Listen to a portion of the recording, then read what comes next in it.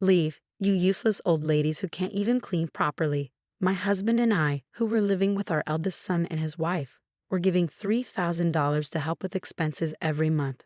But his wife would often insult us with hurtful words and make life difficult for us. We were fed up and angry. We didn't want anything to do with her anymore and decided to get back at her someday. My name is Susie. I'm 62 years old and work part-time while also taking care of our home. I live with my husband David, who is the same age as me. David works in an office and is a kind and serious man, so we have a stable income and rarely argue. Our son, Lawrence, is 32 years old. He's just like his dad, kind-hearted and responsible. After finishing university, he got a job at a private company and is working hard. 2 years ago, he married a woman named Emily, whom he met at work. However, it turned out that Emily was actually a very mean person. When we first met her, she appeared to be serious and nice. Lawrence assured us that she was hardworking at her job and had a good relationship with her bosses. Emily is 6 years younger than Lawrence, and although we weren't sure if they would get along, we trusted Lawrence's judgment. After they got married, Lawrence and Emily moved into their own apartment. Emily promised to take care of all the household chores so Lawrence could focus on his work. Lawrence seemed appreciative of her help. He often said, "Thanks to Emily taking care of everything at home, I can concentrate on my job." I'm grateful. My husband and I believed that our son had chosen a good wife. But Emily's true nature began to emerge gradually. We had a family gathering for New Year's, and when I saw Emily, I didn't even recognize her at first. She looked completely different. The last time I saw her, she had black hair and wore minimal makeup, appearing reserved. But now, she had transformed into a bold woman with pink hair, wearing loud bracelets on her wrists. She seemed like a whole different person. My husband, David, and the rest of our family were surprised by Emily's drastic change. Lawrence tried to smooth things over. "I'm sorry if this caught you off guard." I was also surprised when I came home from work one day to find Emily like this. But she manages the household well, and we don't have any problems. Plus, Emily is a full-time homemaker. Can we overlook this? After hearing Lawrence's explanation, I felt a weight lifted off my shoulders. Well, if Lawrence is fine with it, then so am I. I was just taken aback by how different Emily looks now. It's not fair to judge someone solely based on appearances, and it's not my place to complain. My family seemed to agree with my sentiment. Later, we all had a good time drinking together until Emily caused a scene. She got extremely drunk and started hurling insults at everyone around her. "You dare to defy me?" I once took down 3 classmates at once back in middle school. It became evident that she had a tendency to become aggressive when intoxicated. She even directed hurtful words at me and David, yelling, "Stop clinging onto life needlessly, you old pests. Nobody is pleased that you're still alive." Her words cut deep. There's a limit to what's acceptable, even under the influence of alcohol.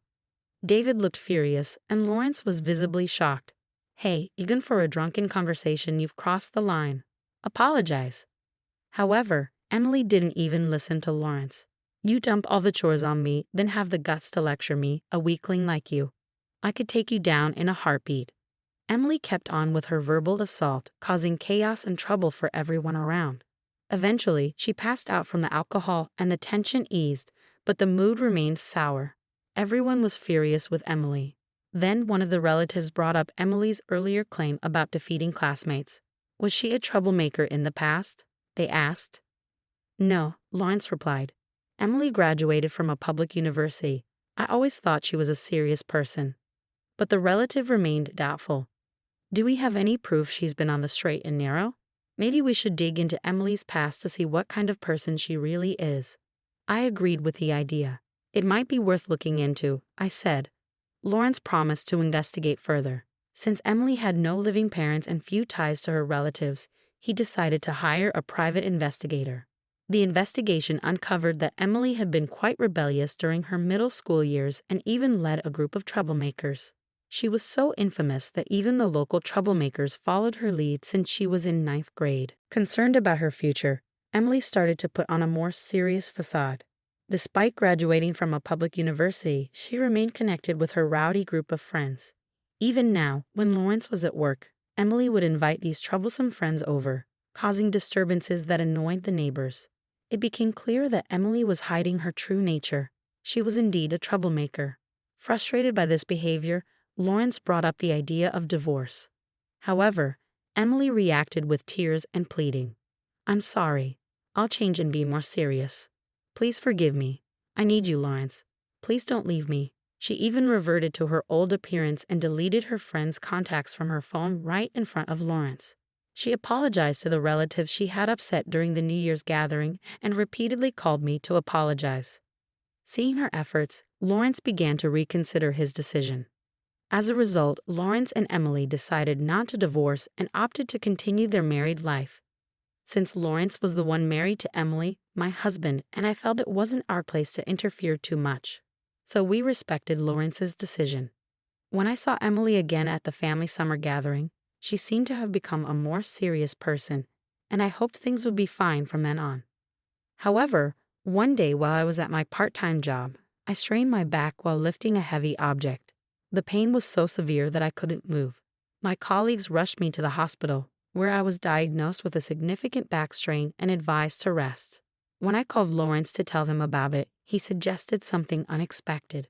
"Why don't you come and live with us? Both Emily and I, along with Dad, could take care of you. At your age, incidents like these might happen more often, and it would be better if we were there to help." As I pondered the idea, it seemed like a sensible solution. Once my back pain had subsided, my husband, Lawrence, Emily, and I sat down and discussed the idea of living together. We all agreed it made sense, especially considering our spacious single-family home. With no space issues, Lawrence and Emily moved in with us, and we began our shared living arrangement. Initially, everything went smoothly. Emily took on half of the household chores, which lightened my load significantly. My husband and I contributed financially, providing around $3,000 each month to cover expenses. Although my part-time job limited my financial contribution, I wanted to ease the financial strain on Lawrence and Emily as much as possible. However, Emily's behavior started to change gradually. She began claiming she wasn't feeling well and started pushing more of the household responsibilities onto me. Initially, I believed her and took on the extra chores, but I soon noticed inconsistencies. She appeared perfectly healthy, eating hearty meals and even going out for leisure activities all day. Feeling perplexed, I confronted Emily gently, expressing my concerns. "I hate to question this, but are you truly unwell? You seem energetic and spend a lot of time outside." Emily's response was a fierce glare. "Why are you doubting me?" she snapped. "If you keep this up, I'll give you a piece of my mind." I was taken aback by her coarse language. It was evident she felt no remorse. She was likely only pretending to change to avoid losing Lawrence. Emily, sensing my shock, scoffed, "Are you scared, Aria?" "Well, get used to it. I've played the quiet girl for too long. It's time for me to be myself." "You're aware of the consequences if you continue, right, Emily?" It seemed Emily had used intimidation tactics before, perhaps during her school days.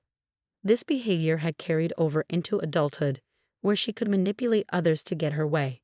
While I couldn't deny feeling afraid of Emily, I hadn't lived 62 years to be pushed around. Holding my ground, I warned her sternly, "If your behavior crosses the line, it could be considered a crime, you know? I'm not here to obey your orders like a robot. If you push too far, I won't hesitate to involve the authorities." Emily appeared surprised by my unexpected response, but she quickly fired back, "Shut up, old woman. I'll never forgive you." Her outburst startled David and Lawrence, who rushed to see what was happening. They were both home since it was their day off. After briefly explaining the situation, David and Lawrence frowned. It was decided that the four of us would discuss the matter. "Diva." David addressed Emily firmly. "Firstly, apologize to Susie." However, Emily refused to apologize. Instead, she crossed her arms defiantly. "Why should I apologize to an old woman? I thought Susie would handle the household chores, so I agreed to live together, but my workload hasn't decreased as I expected. It's only gotten worse." Emily's next words were even more shocking. "No matter what anyone says, I won't change. From now on, you'll all do as I say. Oh, but Susie and David are useless. You two old hags can leave since you don't even contribute to the household chores." Her words ignited a fire within me. I've had it with this woman. I resolved firmly to seek revenge. My usually calm husband seemed equally furious, his face flushed with anger. "Should we leave now feeling the same?" he asked. "Or should I distance myself from Emily immediately?" I nodded in agreement, saying, "Yes, let's go." My husband and I swiftly packed our belongings and left without delay. Although we said we were moving out, we couldn't take large items like dressers, so we planned to return for them later. Lawrence mentioned he still needed to talk to Emily, so he chose to stay behind. My husband and I headed to a budget hotel for the time being. We didn't own another house, and we didn't want to burden our friends, so we opted to stay there until we found a new place. The next morning, Emily began bombarding my cell phone with calls starting at 8 a.m. Initially, I considered ignoring them, but her persistence was relentless, with 20 calls in just 1 hour. Though I regretted not blocking her number sooner, I felt a twinge of curiosity about her intentions, prompting me to answer once. "Hello, is this Susie?" Emily's voice sounded unnaturally sweet on the other end. Instantly, I sensed mischief brewing, and frankly, it gave me the creeps. From her serious demeanor to her sudden shift to a cutesy persona, I couldn't help but wonder how many faces Emily could wear. Regardless, one thing was clear. I couldn't trust her, no matter which version showed up. Realizing the futility of continuing the conversation, I simply replied, "No, thank you," and promptly ended the call.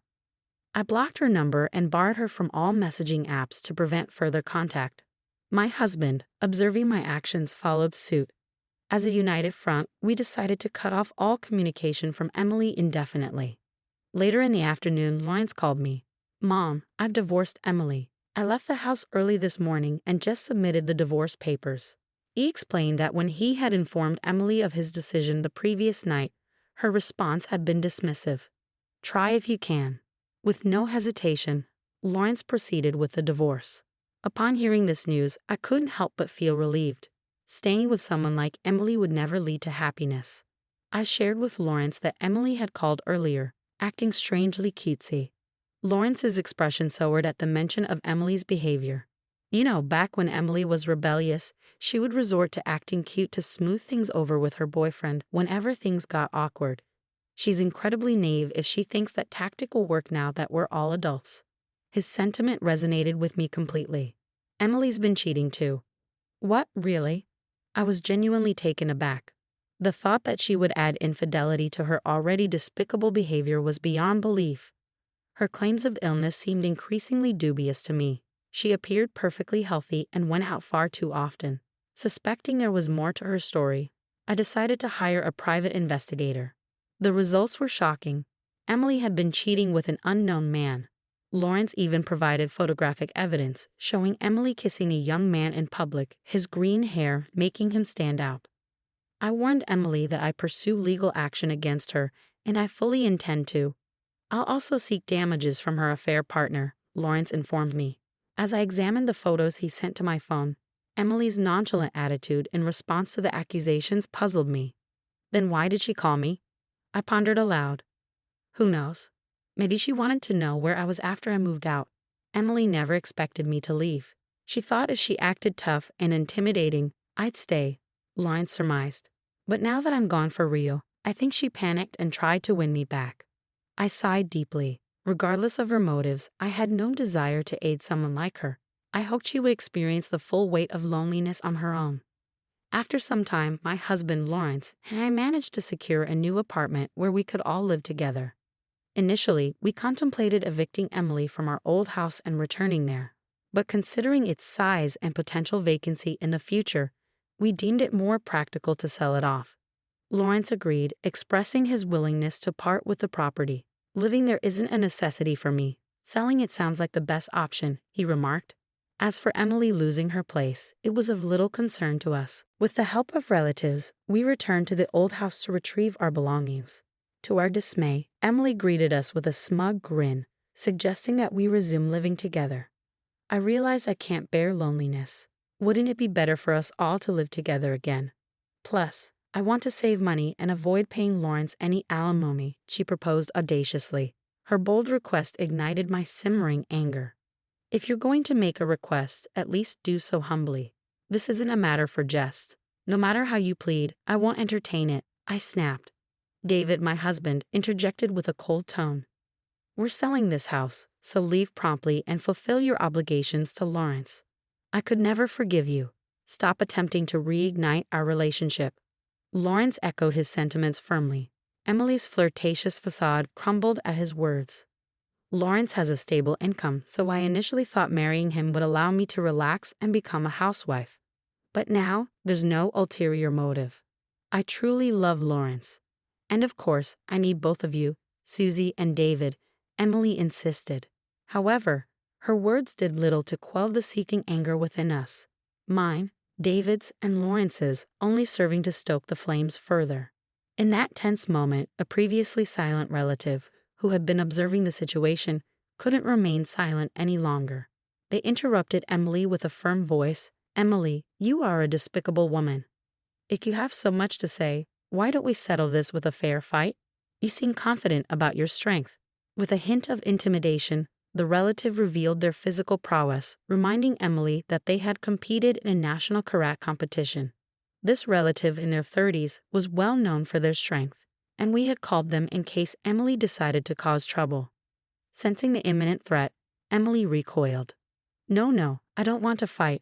Once you leave, don't ever bother Susie and the rest again. Leave quickly, but before you do, offer a proper apology, the relative warned in a low voice, exuding an intimidating presence. Emily, subdued by the imposing atmosphere, acquiesced with a whimper. Emily's sudden change in demeanor caught us off guard as she swiftly replied, "Yes, I understand. I'll leave immediately. I'll leave all my large belongings here. I'm truly sorry," she groveled. Good riddance. Packing her belongings and departing, the relative smirked. It was evident that Emily's tough facade crumbled in the face of those she perceived as stronger. As David, Lawrence, and I watched her retreat, we couldn't help but burst into laughter. With the nuisance finally gone, our moving preparations proceeded seamlessly, and we successfully relocated to our new home without any trouble. Following her departure, Emily rented an apartment and began living alone. True to Lawrence's warning, he filed for alimony, which Emily and her lover promptly paid, likely due to the involvement of a lawyer. It appeared that Emily couldn't stand up to someone with greater power, as my relative had predicted. Since then, I've kept my distance from Emily, but I've heard about her activities through various sources. News reports and conversations with acquaintances have painted a picture of Emily's life following her departure. Initially, Emily depleted most of her savings to fulfill her alimony obligations. With plans to marry her former affair partner and rely on his income, she was left in the lurch when he severed all ties. Desperate for stability, she attempted a job at a private company only to quit abruptly after clashing with her boss. In a shameless bid for financial support, she approached me, my husband, and Lawrence at our workplaces, but we steadfastly ignored her pleas, causing her to eventually give up. Facing mounting debt and rejection from her former associates, Emily's desperation led her to assault one of her gang members in a fit of rage, resulting in her arrest and subsequent imprisonment. My husband, Lawrence, and I couldn't help but feel that she had reaped what she sowed.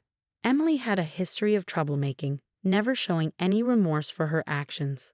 It seemed only fitting that she face the consequences of her behavior behind bars, where she could hopefully reflect on her choices. In stark contrast, my husband, Lawrence, and I were enjoying peaceful, contented lives. The three of us lived harmoniously together, and we even had plans for a trip on our next extended weekend. Our apartment offered the convenience of easy cleaning and proximity to the station, making it a wise choice for our new home. We were determined to continue cherishing our tranquil existence